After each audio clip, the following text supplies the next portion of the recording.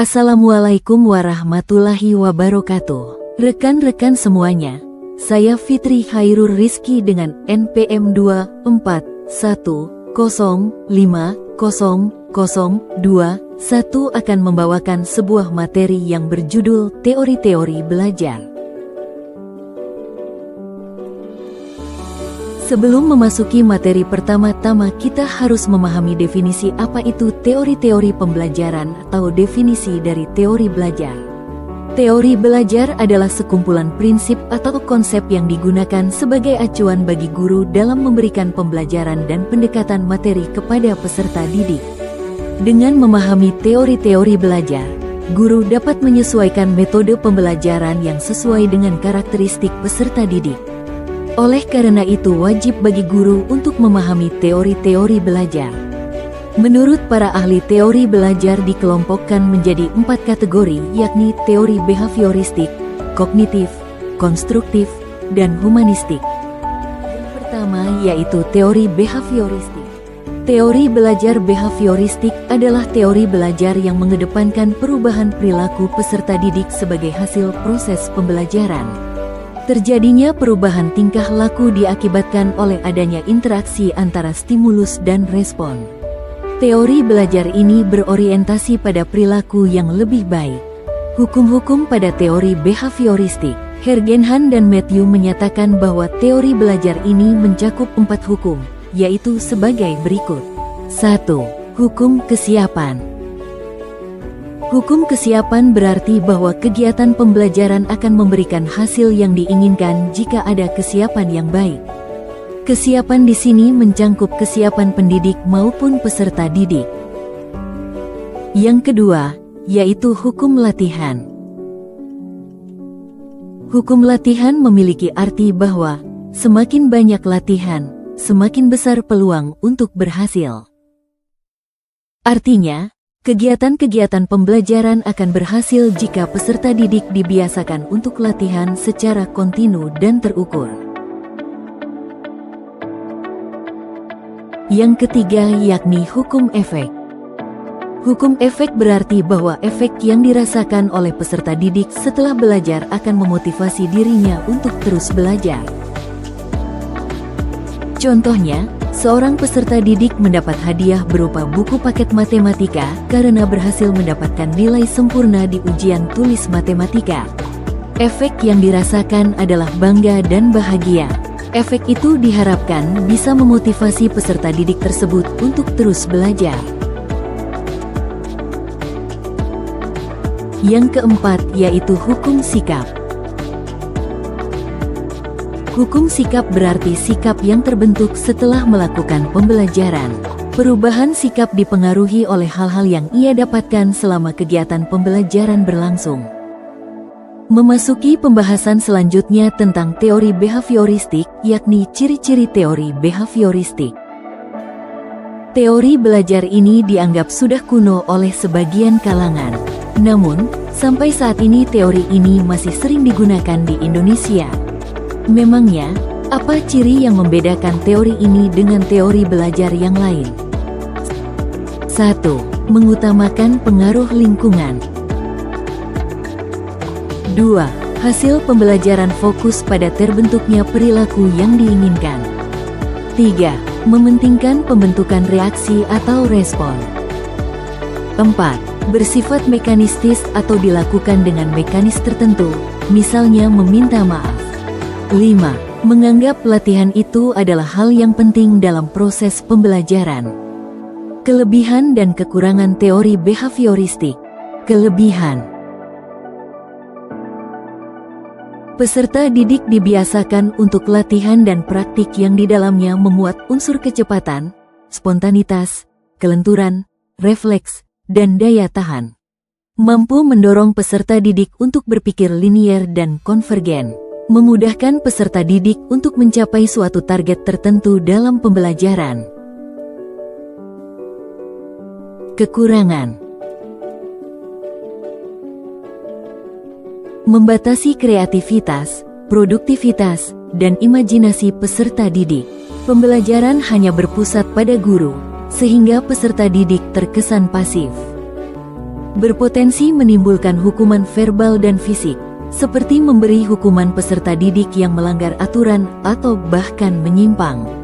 Hukuman semacam itu justru bisa berakibat buruk pada perubahan perilaku peserta didik.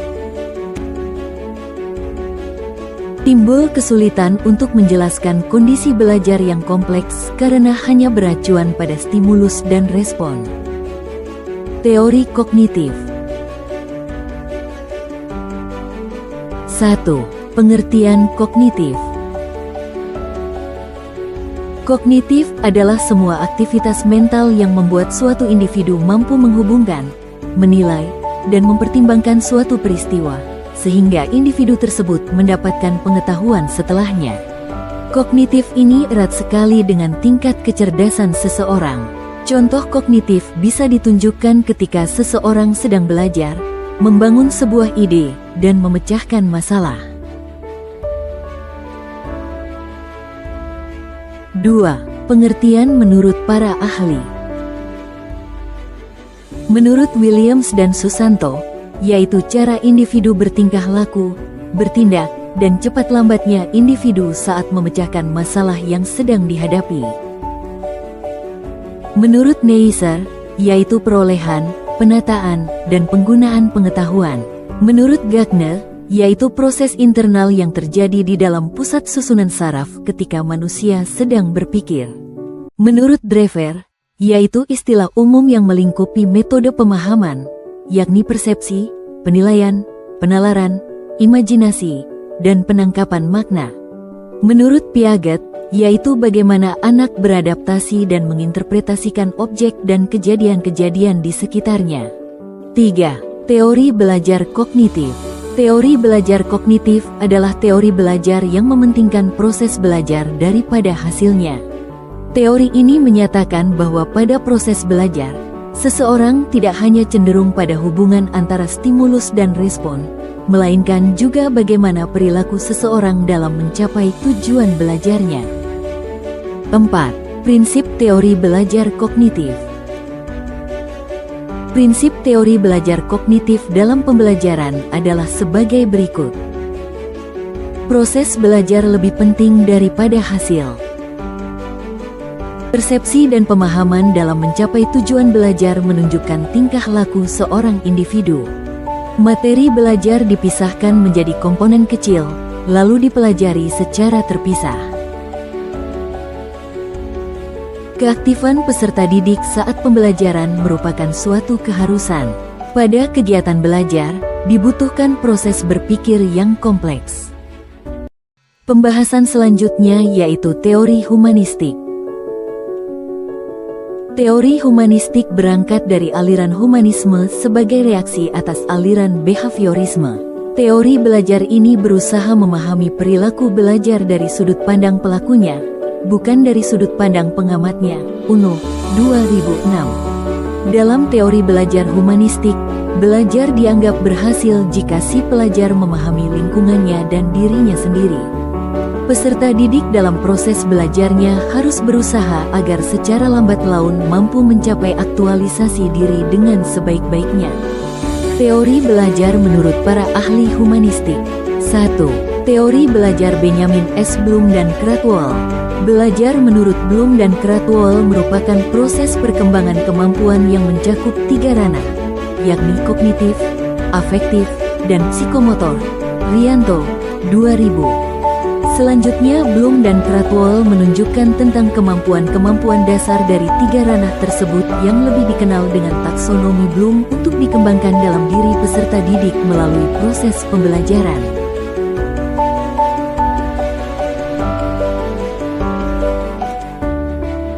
Proses belajar, baik di sekolah atau di luar sekolah menurut Bloom, menghasilkan 3 pembentukan kemampuan yang dikenal sebagai taksonomi Bloom, yaitu kemampuan kognitif, afektif, dan psikomotorik. 2. Teori belajar menurut Kolbe. Kolbe 1984, menyatakan belajar dapat dibagi menjadi 4 tahap, yaitu 1. Pengalaman konkret. 2. Pengalaman reflektif dan reflektif. 3. konseptualisasi, dan 4. Eksperimentasi aktif. Tahapan ini terjadi secara berkesinambungan dan berlangsung di luar kesadaran peserta didik. Berikut ini diuraikan tahapan belajar tersebut. A. Tahap pengalaman konkret. Pada tahap ini peserta didik harus sekadar ikut mengalami suatu peristiwa, belum mengetahui hakikat peristiwa itu, bagaimana dan mengapa peristiwa itu terjadi. B. Tahap pengamatan kreatif dan reflektif. Pada tahap ini peserta didik lambat laun mampu mengadakan pengamatan secara aktif terhadap suatu peristiwa dan mulai memikirkan untuk memahaminya. C. Tahap konseptualisasi. Peserta didik mampu membuat abstraksi dan generalisasi berdasarkan contoh-contoh peristiwa yang diamati. D. Tahap eksperimen aktif. Dalam belajar peserta didik mampu menerapkan suatu aturan umum pada situasi baru. Teori pembelajaran yang keempat yakni teori konstruktivisme. Konsep belajar menurut konstruktivistik. Teori belajar konstruktivisme adalah sebuah teori yang memberikan kebebasan terhadap manusia yang ingin belajar atau mencari kebutuhannya dengan kemampuan menemukan keinginan atau kebutuhannya tersebut dengan bantuan orang lain. Sehingga teori ini memberikan keaktifan terhadap seseorang untuk belajar menemukan sendiri kompetensi, pengetahuan, atau teknologi dan hal lain yang diperlukan guna mengembangkan dirinya sendiri.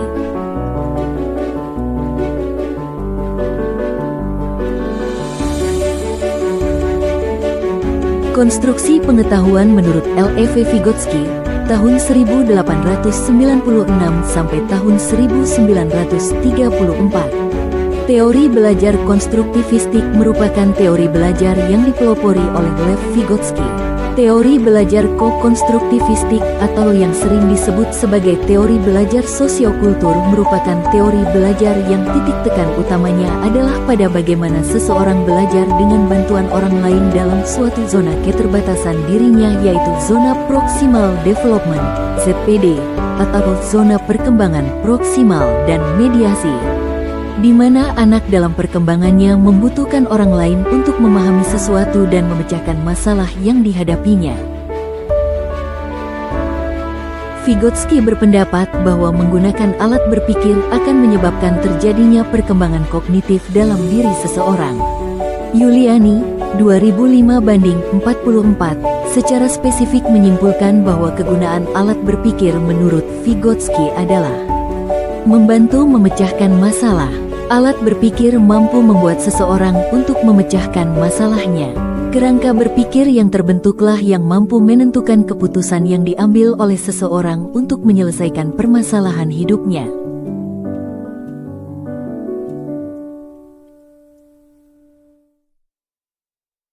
Memudahkan dalam melakukan tindakan. Vygotsky berpendapat bahwa alat berpikirlah yang mampu membuat seseorang mampu memilih tindakan atau perbuatan yang seefektif dan seefisien mungkin untuk mencapai tujuan.